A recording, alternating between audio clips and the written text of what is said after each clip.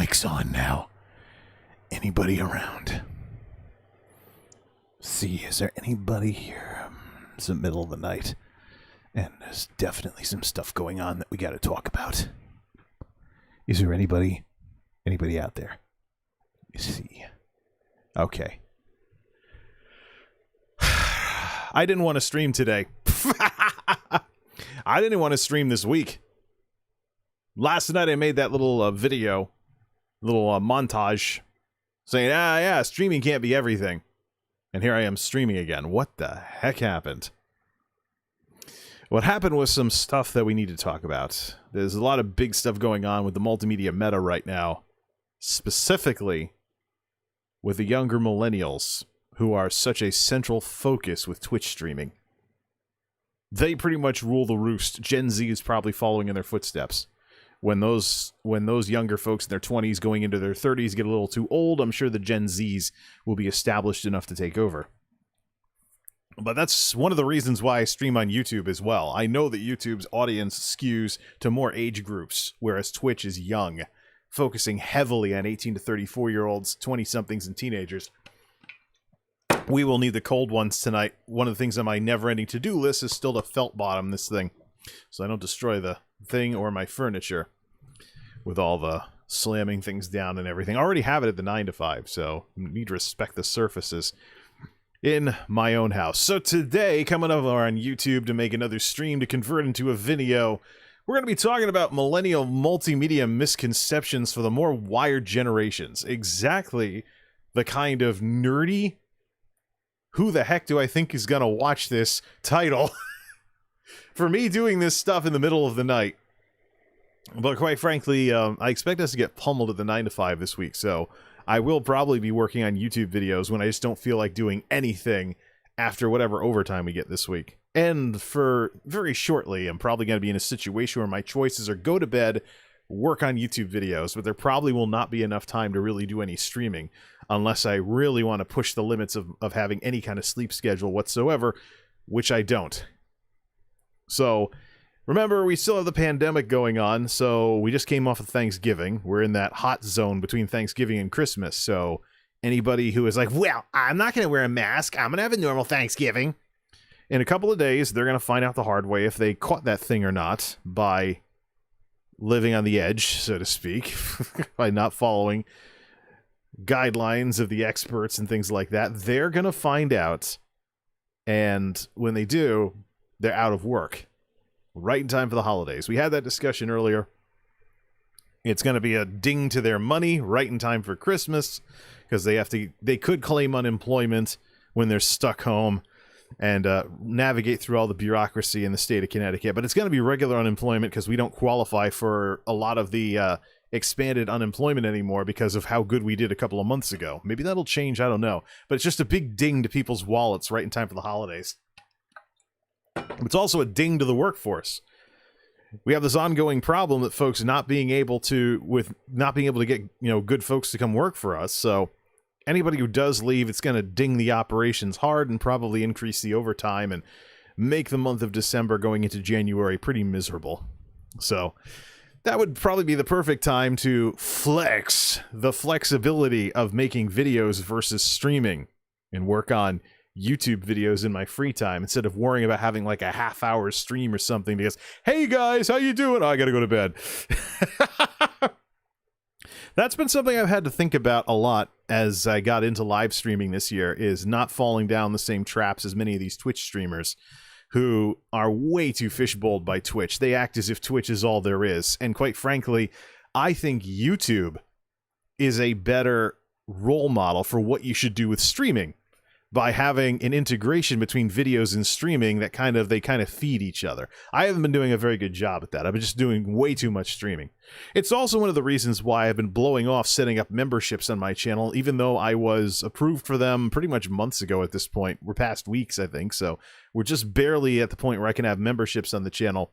But why should I set something up if I'm not really doing the sort of stuff on YouTube that I really want to do, which is a little bit of streaming and videos of various kinds, but something that makes people feel like they want to support what it is that I do, as opposed to, oh, look, he's just chasing the latest live streaming fad or something like that. And look at this idiot streaming wearing sunglasses in the middle of the night at 3 a.m, thinking he's going to get an audience. Who does he think he is? Well, for one, it's 3:25 at Jay's Geek House. Knock a few hours off of that, it's the middle of the night on the West Coast, and it's morning in Europe. So any EU folks, they're probably having breakfast. Oh, look, the fat guy's back. What's he talking about now? That goofball American night shift dude that thinks he's going to get an audience streaming at 3 a.m. Whatever.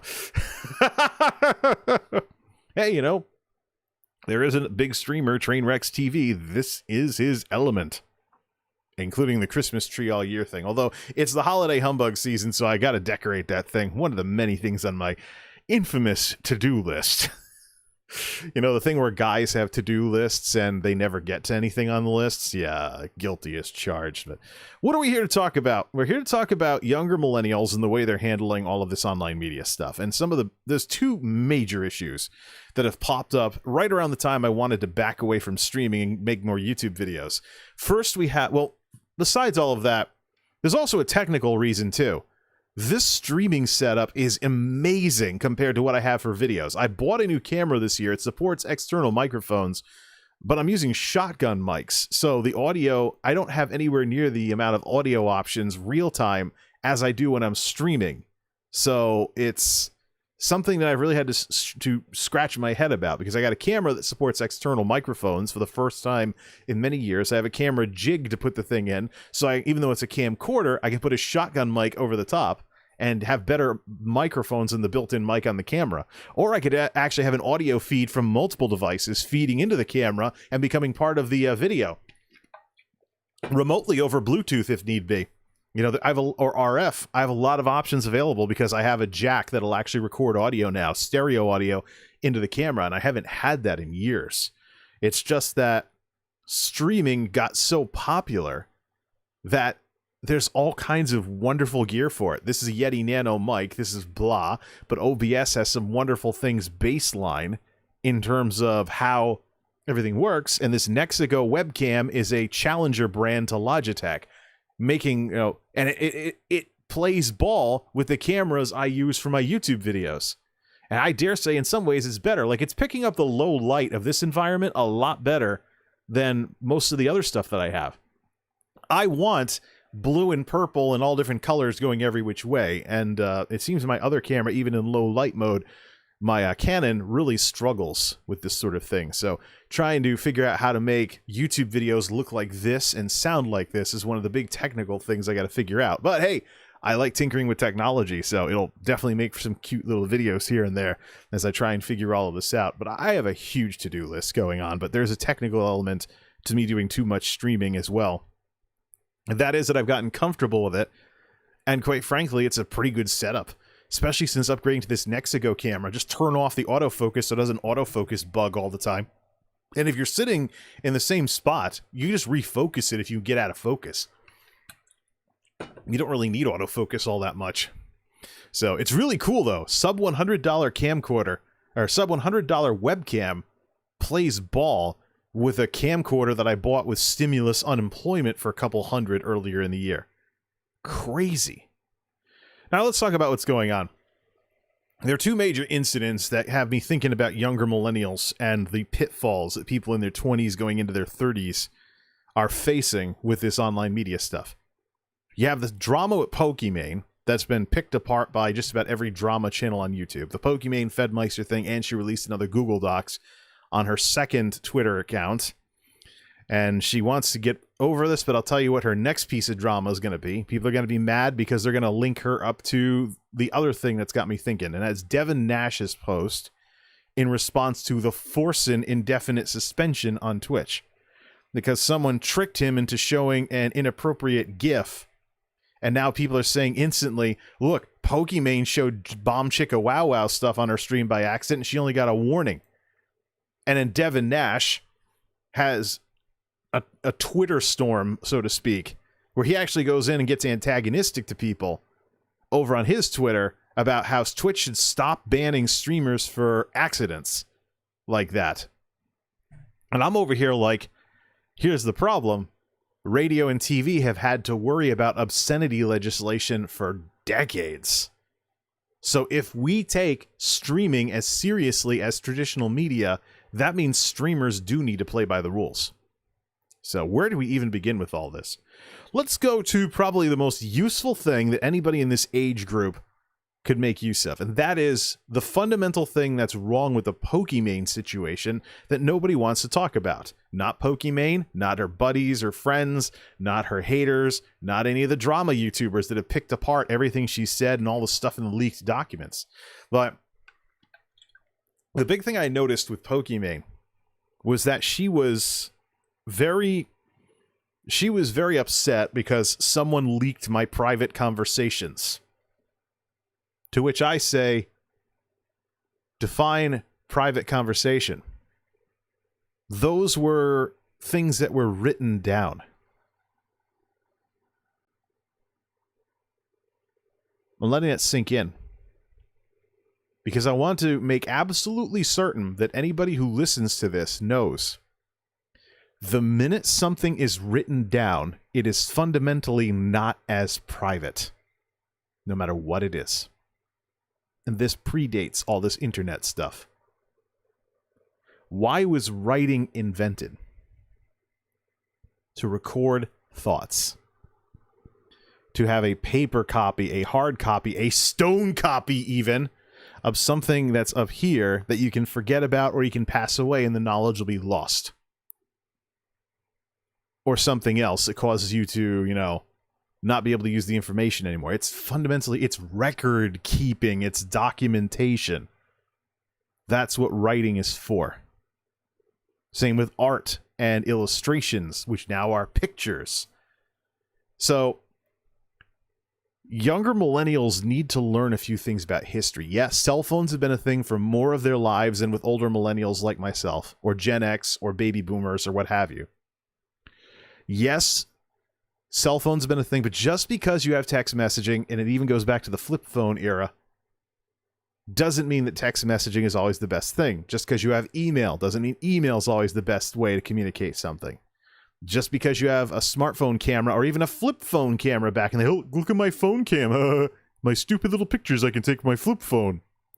Just because you have a digital camera as part of your phone doesn't mean, all of these things, all of these new digital technologies are descendants of old offline analog technologies that served as a form of record keeping or a form of expression or documentation. But fundamentally, whether you're saving an image via a picture or a painting or a drawing, or you're saving thoughts in your head via writing something down, it is a way of saving that stuff. And everything in those forms of media is fundamentally open to not being as private as you want it to be. The internet hasn't really changed anything. It just brought everything onto the internet. If you have an email that somebody doesn't like and they want to have it go viral, all they have to do is forward it to the right people, person, mailing list, whatever. And it's on the internet. And it's public. Pictures, same thing. DMs, same thing. Private messages, haha, oxymoron, same thing. How do I know this? Corporate America! Corporate America, of course, what's one of their little HR lines that they like to tell people? If it's not written down, it didn't happen. So, corporations want to see things in writing. HR wants to see things in writing. One of the signs that someone's trying to fire you is when conversations turn into emails, because it has to be in writing. There needs to be documentation and a paper trail if somebody wants to dismiss you without the company possibly getting sued for wrongful termination. So in corporate America, when you see people documenting, something is inherently antagonistic somewhere in the pipeline. One of the red flags that your boss maybe doesn't want you working there anymore is something they used to tell you person to person is now something that's being put into a terse email, which unbeknownst to you is being blind carbon copied to HR. That's when the cloak and dagger stuff can begin, is when things are in writing. When lawyers want things done, what do? They serve notices in writing.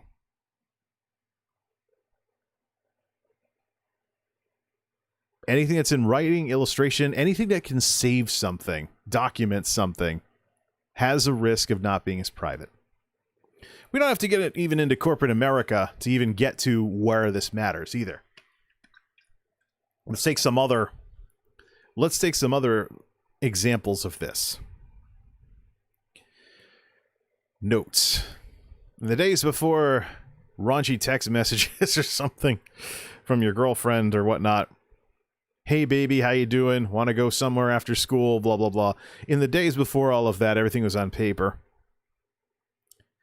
And notes were passed. Your girlfriend would write would write this romantic thing to you. She'd fold it up a bunch of ways, put your name on it, and then give it to her friends to give to you past notes. And if someone intercepted that and read it to the class, like a teacher or some smart ass, somebody didn't like you, it got embarrassing really quickly. But the same risk was in play here. It was written down, so therefore it could be made public and you could be embarrassed for it.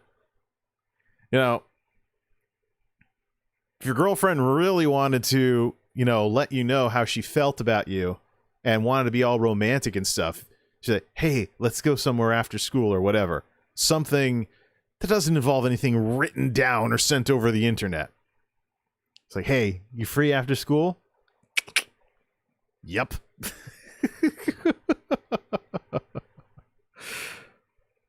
But nothing that would leave anything that, that could embarrass you or something like that. So that's the thing.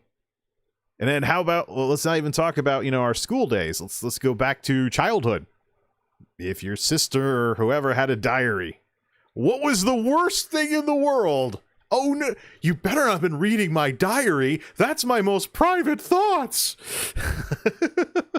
It's probably a stereotype on comedy shows.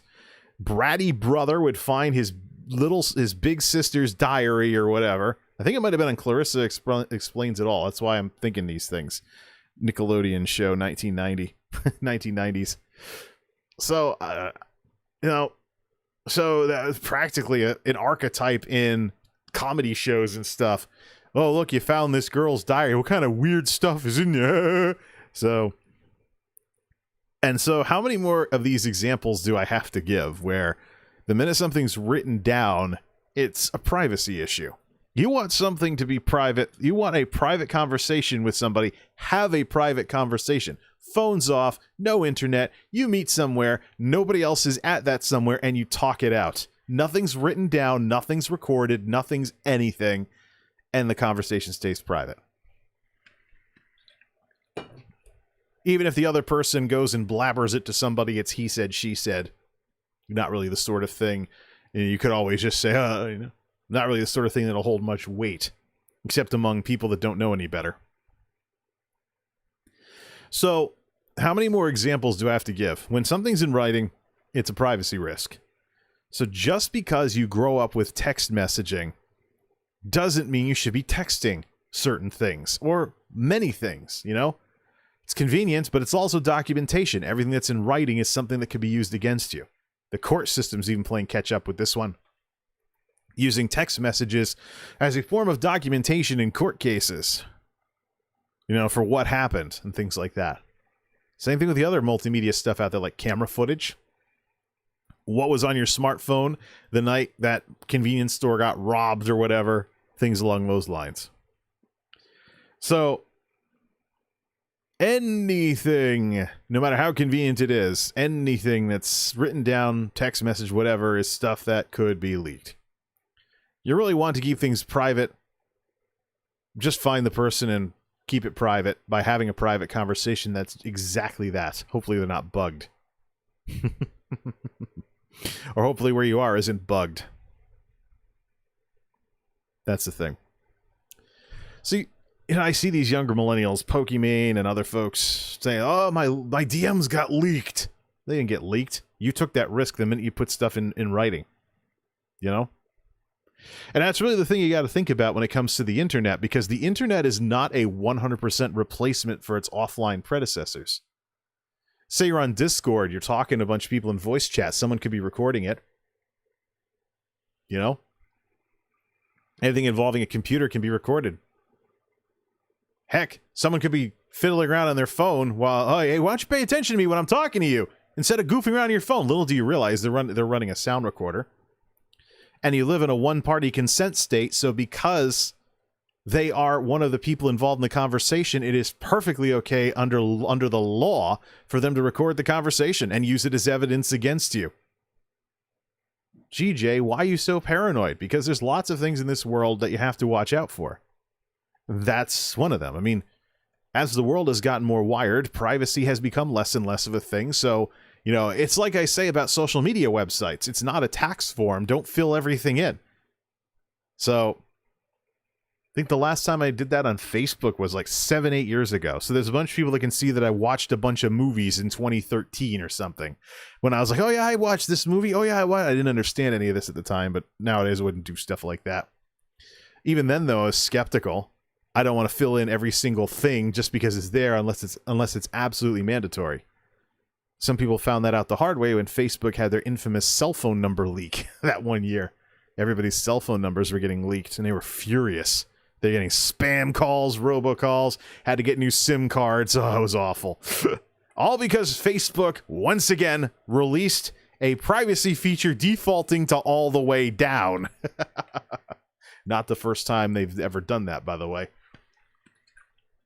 How crazy is it that in the day and age of Facebook gaming having privacy issues, that this is just the latest in a long line of that kind of stuff?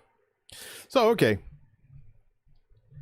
The thing with Pokimane, I expect her to act a certain way because if she went from her school years right into content creation, that's fundamentally a bad thing. She's not going to know it until she has situations like this. A lot of us in the older generations who don't have as much of our lives wired as these younger folks do, had some time to get our bearing on things, meet some mentors, and get some help in being a decent adult. These younger millennials are jinxed from the get-go. Cell phones, I mean, you figure flip phones around 2000 or so, 2001, started becoming a thing. How many, that magical year for younger millennials? 1992? Let's see. Say a lot of them were born in 92. So somebody, like 2001 minus 1992, 9 years old. So, cell phones and flip phones even, which had text messaging services that gradually made AOL Instant Messenger obsolete, but on computers you had AIM, things along those lines. So younger millennials have had more of their life with these kinds of services that they probably have never thought of as documentation. So text messaging can be documented. You know, camera footage can be documented. Even the way you are on stream and in YouTube videos can be documented. There's a very important thing out there called need to know. Corporations talk about this kind of stuff. Need to know information is information's on a need to know basis, and some people don't need to know. This is used to talk about things like confidentiality and stuff along those lines. Like, is something confidential? Do people not need to know it? Well, who said you had to be a Fortune 500 company to appreciate such a concept? What I find interesting, though, is that I seem to understand this even before I got into corporate America, even before I got a business degree, because I was doing it as a teenager. Maybe I was ahead of my time, being smart about things. And thus, we get to the part of the discussion where we have to talk about a little something called the wacky weirdo story. We all did dumb things as teenagers. This was mine. When I was growing up in the middle of the woods, getting into computers and electronics and stuff as a teenager in middle school and high school, and my folks would not allow me to have a computer until I went off to college because they thought my life would be over if I ever had a computer because I'd never get off the computer. They might have been somewhat right about that. I mean, look how I've used computers since then. Well, it's a different world than it was in the 90s. So, very different world than it was in the 90s. But here's the thing. Growing up out in the woods, your neighbors are, to just meet more than your neighbors, you got to hop on your bicycle. And if your girlfriend is like 5, 10, 20 miles away, you know, you got to drive somewhere to go see her. You know, that doesn't lend itself very well to having a lot of friends. My dad was fortunate enough to grow up in the baby boomer post-war era suburbia, New Jersey, actually. So he had more of a Charlie Brown childhood than I did, where he could just walk to a friend's house or maybe ride a bike to a friend's house, something. Me, way more rural. So, way more rural, and I wasn't allowed to ride my bike more than 2 miles down the street in case I got a flat tire or something and they had to come pick me up. And no cell phones either. So if that happened, I'd have to walk to someone's house and ask if I could use their phone. So, I'm out here in the woods, not much to do. I have Nintendo 64 and Super Nintendo, but I only have a couple of games I play a ton of. Some of what I've been doing in my gaming streams, by the way, when I reminisce on, you know, how I used to go to scenic stages in Super Mario World and just goof around until the timer ran out, or even Mario 64 with no timers. I had a blast with that. A lot of that was because pretty boring out in the woods. Dial-up internet, but nobody had a computer, so that was out. Landline phones only, so if you called your girlfriend, you had to hope her mom didn't pick up the phone. Stuff like that. And you basically couldn't really have a really social teenage life out there unless you had a car. Then that was a big money sucker. You had to work part-time jobs. And here I was trying to do well in school, and I had known some folks who did well as freshmen and sophomores who did lousy grade-wise as juniors and seniors because they either had cars sucking up their money, so they needed jobs in order to have money to tinker with their cars and maybe keep them running, or there were actually some really rebellious, remember this is the 90s, so extreme, Gen X dominated, and many people, including us younger folks back then, were thinking like Gen X, rebelling against, parents and whatnot. And, crybaby music fads, Limp Bizkit was popular, among other things. Nu metal and all this angry music, really popular. Heard it on the way home from school nearly every single day. It's one of the key reasons why I wanted to listen to different music, but I didn't have, there were no noise-canceling headphones, so I probably damaged my hearing with how loud I was cranking my CD player, because I didn't want to listen to what was on the radio. So, there were some guys that I went to school with that actually got legally emancipated from their parents so they could live on their own. And it was a nightmare paying rent in a place as like a 17-year-old who only has part-time jobs after school. And you have like 2-3 roommates and you still struggle to pay the rent. Never mind anything else. So, I hate my parents. I'm moving out. You can't move out. You're not 18. I'm getting legally emancipated. Bye, Mom and Dad. I'll do this myself. Oh, crap. Everything's so expensive when I don't even have a high school diploma yet. Mom! I don't know if that's exactly how it went with some of these guys, but I know they struggled. And there's one guy with really good grades who, between the girls, the bills, and how much his car cost, he didn't stay in contention for, first in the class or anything into our upper class years. So, and then there were folks who did the opposite. They goofed off the first 2 years and got serious the last 2 years. So, I graduated first in the class because I stayed consistent all 4 years, but that meant being a nerd with no social life and, studying a lot. That's the thing. It's a totally different world back then. Totally different world.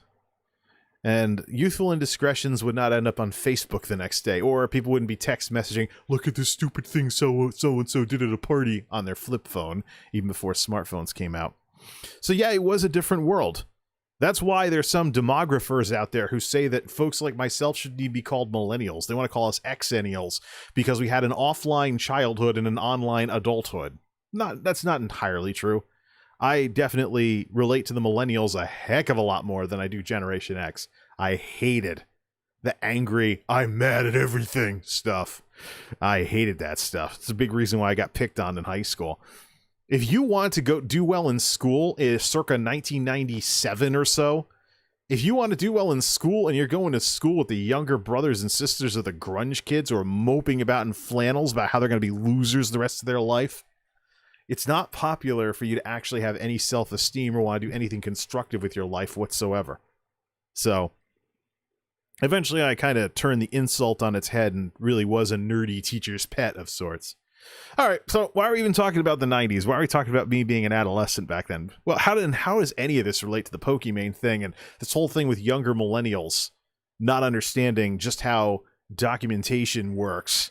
With they think that that private messages are actually private and DMs, oh, they leaked my DMs. Well, that's because they're text, they're leakable. You give someone something that's leakable, there's a chance they'll leak it, especially if you're causing controversy. People don't always do what makes sense, and they don't always do what's best for everybody involved, and things along those lines. Just people being people. You always got to watch out when dealing with people. Now let's just kind of turn the corner on this whole thing. We're talking a lot about my adolescence, and indeed, growing up out in the woods, there really wasn't much to do. Church, strangely enough, was the highlight of my adolescent life because it was one of those things that my folks would drive me to, and there's a lot of people my age there that I could be friends with. So I was involved in an evangelical Pentecostal type church out in the woods. Not necessarily like the wild and crazy church in the Blues Brothers or in certain parts of Appalachia or the Bible Belt. This is Connecticut we're talking about. But this is the kind of church that eventually evolved into, the contemporary worship, lights shows, maybe these kinds of colors even, because blue and purple are also popular in the worship community from many churches I've been to, because of their mellow, relaxing kind of something or another. Although this is inspired by Kubuntu Linux, it's not inspired by contemporary worship services at third wave evangelical churches, as they were formerly referred to in the history books. The third wave evangelical tradition is what brought us contemporary church services today with the big bands and stuff like that, and the lights and the stage stuff. And it's not like a revival, but it takes its traditions from the revivalist tradition to some extent. But it's the sort of thing where a church doubles as a convention center. That's basically the best way to describe it. And so, going to a place like this, there were programs for young people, and we all got together and worshiped on Sunday. And there was a heck of a lot of socialization. And when the parents wouldn't stop blabbering over coffee and donuts after service, teenagers hung out together and like, what's up? What's going on? Da-da-da-da, things like that. I do credit my youth group for being probably the biggest defender of my sanity as a teenager. Considering I was getting picked on all the time in school, actually having friends in the church meant that none of that mattered. We had a lot of teenagers in the church, too. And we went out, too. We did stuff together. Of course, these religious folks we're talking about, so nothing wild and crazy. But we did have all-nighters where we played games and watched movies and things like that. So, at the church, in the sanctuary, and things like that. Some folks actually did sleep, but then people might, draw on them with a Sharpie or something because, haha, you fell asleep. So, but probably one of the best things of those days was, my involvement there. Was my involvement in that church, in that youth group, because that was a great way to have friends. And in a rural environment like that, where you needed a car to go more than a block away, unless you were the best bicyclist in the world, maybe Olympic material, I don't know, that having something that your parents would drive you to was awesome. And, oh, you're involved in the church. Isn't that nice? Da, da, da, da, da. So that's how rural and that's how isolated my upbringing was, to the extent that I got a big slap in the face of reality in college and basically tried to make my high school experience obsolete. Succeeded, too. Very different person than I was as a very disgustingly naive teenager. But at the same time, I at least understood this whole idea of need to know, even though I didn't know it was called that. There's a little something I was doing called the Wacky Weirdo Story. What I did was, I was nothing much to do out there when I wasn't doing my homework or playing Nintendo or being at church or whatever. Nothing much to do out there in the woods, so basically, I wrote this goofball fictitious story in composition books. And anybody who read it probably would have thought I was nuts as a teenager. They might have been right. What the heck was I thinking? But there was a little twist. Now that we're about 20 years out of high school, I think now's as good a time as any to talk about this.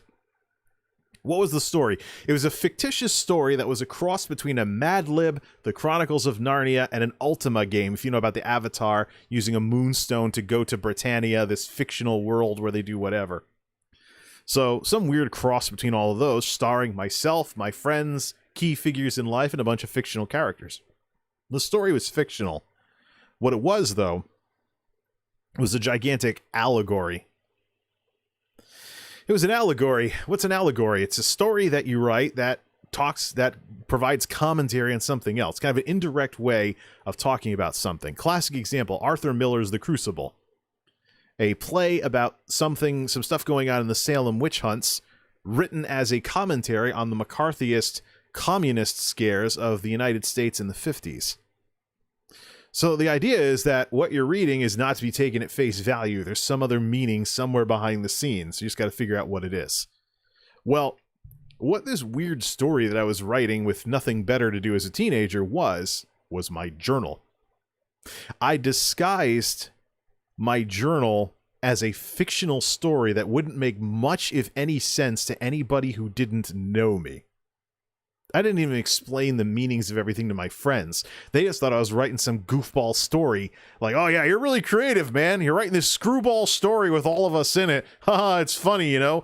And of course it was heavily, just like my teenage years, it was very heavily influenced by the religious stuff we were involved in at the time. So there's mention of pastors, churches, worship songs, Christian music, DC talk, things like that.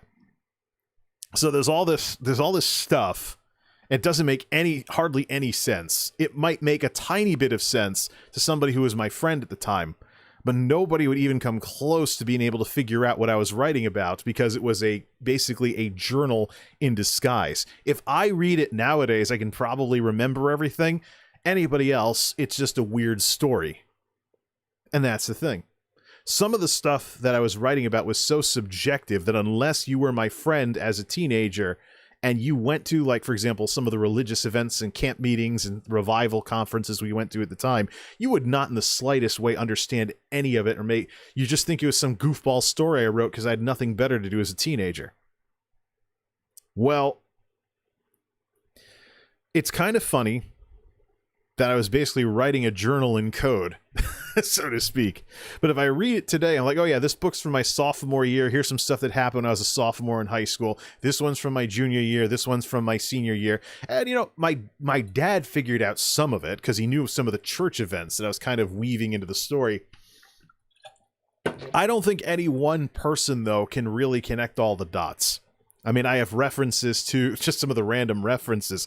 I have references to a winter revival conference we went to in February in Maryland. There is references to Super Mario 64. There are references to the church we were involved in at the time being in the woods. So it's probably the most random thing anybody would have ever read. Not as wild and crazy as maybe if you read the in-game books in Elder Scrolls Oblivion by Mankar Cameron, which were supposed to be the works of a madman. But definitely something that some bored teenager with nothing better to do would like, oh, this is a funny story I wrote. And it's giant Mad Lib, too. I was in it. My friends were in it. You know, fictional characters were in it. Even some archetype characters who represented people I'd like to meet someday. So, things along those lines. Or some other, or allegorical characters that were a reference to something or someone else. So, you really can't figure it all out unless you're me. That's how cryptic this all was. It looks like one thing to me, it looks like something else to literally anybody else who would read it. And by the way, none of this is on the internet. It's all written on paper in composition books.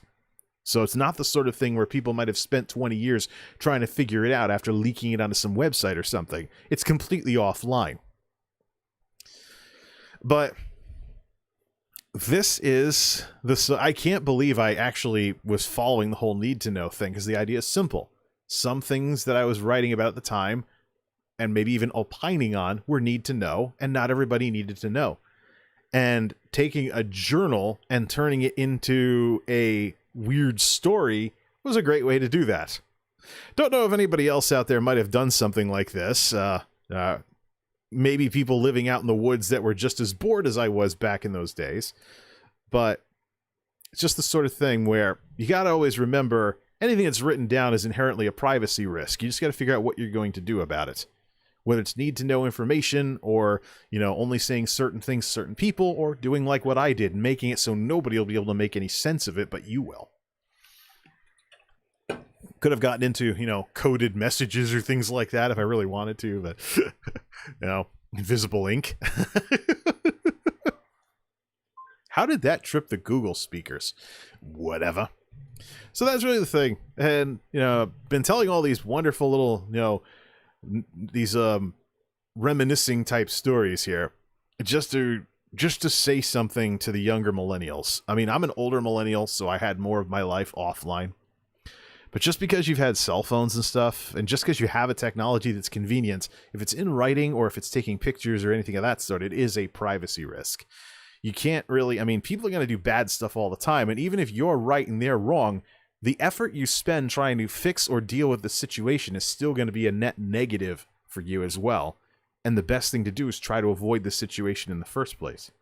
So, I've actually thought of taking those comp books and putting them in the shredder from time to time, but it's been so long, and I'm so far removed from that part of my life that I think if anyone did find that stuff and read it, they just think I was crazy as a teenager.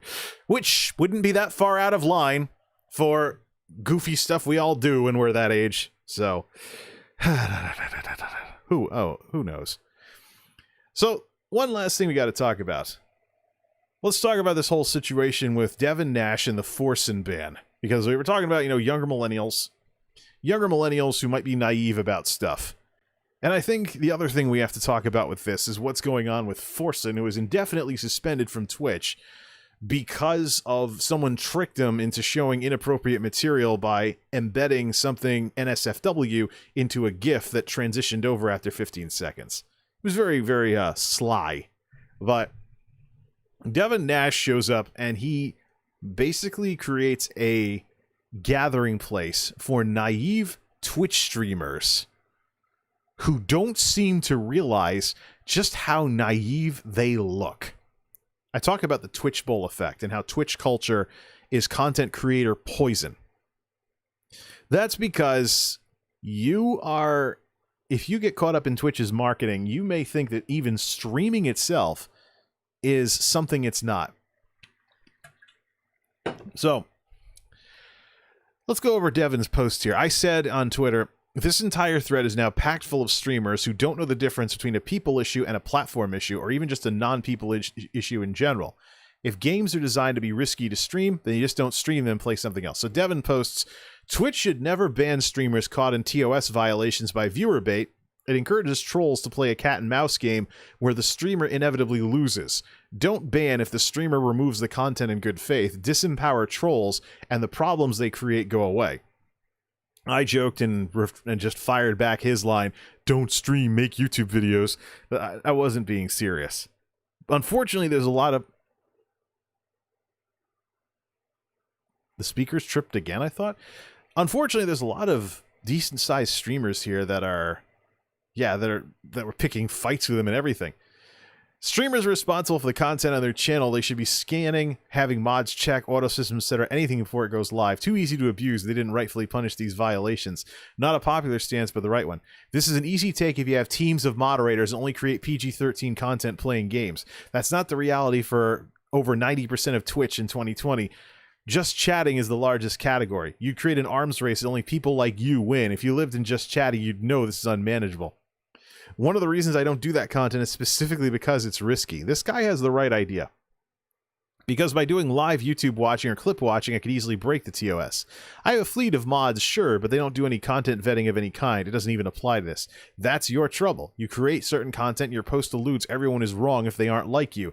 But Twitch has different problems from when we started. Banning a dude who watches a GIF that changes to Bomb Chicka Wow Wow 15 seconds into it just creates a toxic ecosystem. Should he have had a better vetting process? Sure, then the trolls get better. They catch him eventually again on a website that changes in 30 seconds. Do you see the problem? It's blood for blood. It never ends. It only ends when Twitch stops fueling it. How is Twitch fueling trolls when What's really going on here is creators need to know how to deal with and preempt them in some cases. This GIF and PNG and graphics bait is a known thing for years. You can just add an extra step by simply pressing Win-Shift-S and taking a screenshot and showing your snip, and that's it. Completely defeats this problem. Streamers, and even Ice Poseidon chimed in. Streamers can add like a 5 to 7 delay in OBS, and if something happens, just stop the stream, and it looks like you got lagged for a bit. Yeah, but see, this is the thing here. Yeah, now someone did this to Amaranth as well. Note how people forgot until someone brought it back up. Hyperlinks as well. Things along those lines. So, what I find interesting as I scroll through the rest of these responses is just how many people are not... They're so fishbowled by Twitch, they just don't know anything outside of it. Let me just be the voice of reason once again. Scroll all the way back up to the top. Let me just be the voice of reason, like I've been for quite some time on a lot of these discussions. So, if you're in radio, and a caller swears on the air, obscenity, fine. So, radio developed into having people screening calls, things like that, because there's rules about not broadcasting obscenity. Same with television. Same with delays and stuff. Same with all those live shows that have some element of editing or content control in them, so the wrong thing doesn't get broadcast. When I saw these arguments in Devin's post here, what it made me think about is just how all these people look at Twitch like it's YouTube. And yet, this is the primary reason why streaming sucks. It's live. There are fundamentally going to be limitations to live streaming all the time versus making videos where you can edit and blur things to, for TOS or privacy issues. You can't do that when you're live. It's funny that even Ice Poseidon would talk about, just have someone sitting at a computer somewhere. Just have someone sitting at a computer somewhere who can pause your stream or something and, put a delay in or something if something goes wrong on camera, and then start it back up when it's not, so that way it gets turned off. So, but then again, this goes back to Devin's point about people being... This goes back to Devin's point about how big streamers will win in that case, because they can have the teams, but the little guys can't. This fundamentally, though, is one of the weaknesses of live streaming. You're live. You're winging it, essentially. So, this is one of the fundamental advantages of making videos, because you can do something about this. You can edit things out, and you can make the presentation better overall by taking out the dull bits. So that way, when someone watches whatever it is that you're doing, they have something interesting for more of the time than you would if you just release the footage raw, which is what live streaming is. It's footage. You have to really practice and really know what you're doing to deliver consistent value of entertainment or consistent delivery of ideas or anything of that sort, like what I'm doing here, live, without any editing. You have to, and this is why you got all these commentators that's like, hey, why don't you take an improv class? Yeah, well, why don't you just work on impromptu speaking? Why don't you just listen to how the pros do it? Listen to the radio, look at talk shows on TV, watch C-SPAN or whatever with commentators or CNN or something like that. Look at how these people keep their show going even when nothing's happening. You can learn from them as well, not just taking improv classes. So, that's because you're fighting against one of the fundamental weaknesses of being live. Like, you're on. Okay, now what? It's one of the inherent problems with going live all the time. And it's something that these younger millennials need to think about. Yeah, live streaming has had this bubble going on for the last couple of years because of YouTube's failures and shortcomings, but that doesn't mean that videos are completely not interesting or not worth it. But all these people out there that are getting set up to be tricked by people who want to mess with them, the people want to mess with them because they know it's live and they know that they're going to get instant gratification seeing the results of what they do on screen. And they don't care if they get you banned in the process or something like that. And that's one of the reasons why I don't support all this stuff with recap unless it's already gone through before the show. If you want to show up and talk about stuff on Reddit you can get everything ready in browser tabs, so you don't have to actually click anything. And then if someone did, for example, do what they did to Amaranth and change their profile picture to something inappropriate, you wouldn't see it because you already have the tab open and you're just scrolling through something that you already had open. So unless it's an auto-refreshing website, you're all set. But this thing where people like are going to really get risky with stuff, it goes further than you think. All these recaps and stuff where someone can trick you into showing something inappropriate, all these other things. It goes further than that, though, too. Even game streaming, you got to think about some of this. I was very sharply reminded of this a while back when playing Forza Horizon 4. Now, Forza Horizon 4 is a good game, but it's not a very good game to stream. And last I checked, the biggest streamer now for Forza on Twitch is only about 50 concurrents, so an affiliate or something. Not a big channel. So, what's the problem? The problem with Forza is that you can put custom graphics on the car. There was a night, not too long ago, when I thought about doing more streaming of Forza. I thought I'd stream some Forza or something like that for game streaming. And then I went into the decals and car designs menu, and I saw one of the cars that I had something you could actually download from the whatever you call it, that had a racial slur spray painted all across your car. So if somebody had drove by with that, yeah, Microsoft could have banned them. They could have removed the design or banned the player that made it, or they could have, forcibly removed the design of anybody who used it in the game. But here I am looking at it as as custom designs for your car that you can download. And I'm like, this is still here. I reported it, of course, but this is still here. Microsoft hasn't removed it yet. Someone could drive by with this on their car on stream and TOS. So it's something you got to think about when you're live. Yeah, if you're live, you own it. Just like how you got to worry about obscenity and stuff in radio and TV. This is not a new thing. It's only a new thing to streamers that are fishbowled. Yeah, sure, Twitch and YouTube and Facebook could actually do things based on the context, like the Twitch brass said they allegedly were going to do, whenever that was. Yes, they can do things based on that. But at the very same time, that is something they have to do. If they choose not to, we get nowhere. So this whole situation with these streamers having to worry about what if they're, well, that's part of the problem of being a streamer. If you don't want to deal with that, make videos instead. Become a YouTuber, make videos, let them get some views, let the algorithms pass them around, and build up if necessary through small videos a decent source of ad revenue, which is a completely passive income, so you can work on other stuff while getting money from the stuff you've already done. That's the main draw of the YouTube ad revenue, despite it being smaller than things like subs and donos. So that's the main thing with regards to this. But at the same time, something gets big enough, as long as the algorithms pass it around, you keep getting money from it. You just keep getting more and more stuff. And one of the things that I used to hear about small channels, people are like, well, how can small channels make any money? They don't get the views. By having more stuff getting less views, so it eventually adds up anyways. That's a fun part about the non-live ecosystem on YouTube, is you can brute force it. You just have to put in a lot of work. So yeah, it'd be cool if you didn't have to, but if push comes to shove, if you're willing to do that, it will eventually pay off at some point. Just don't make stuff that's not ad-friendly. Load up that channel with all kinds of videos that only get like 200 views or whatever, but eventually they start getting ad revenue if algorithms pass them around. And so they go viral somewhere and the algorithms return the favor for like months afterwards or whatever.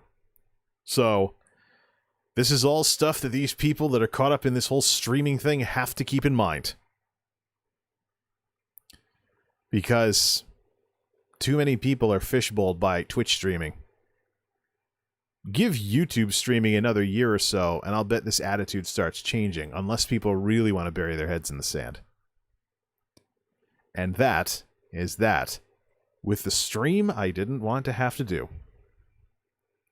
Social media is youtube.com/MultimediaJay, twitter.com/MultimediaJay, twitch.tv/MultimediaJay, multimediajay.wordpress.com, and MultimediaJayTV on Instagram.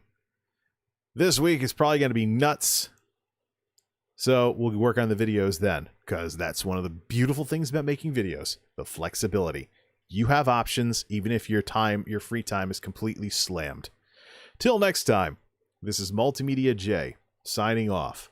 Thanks for stopping by.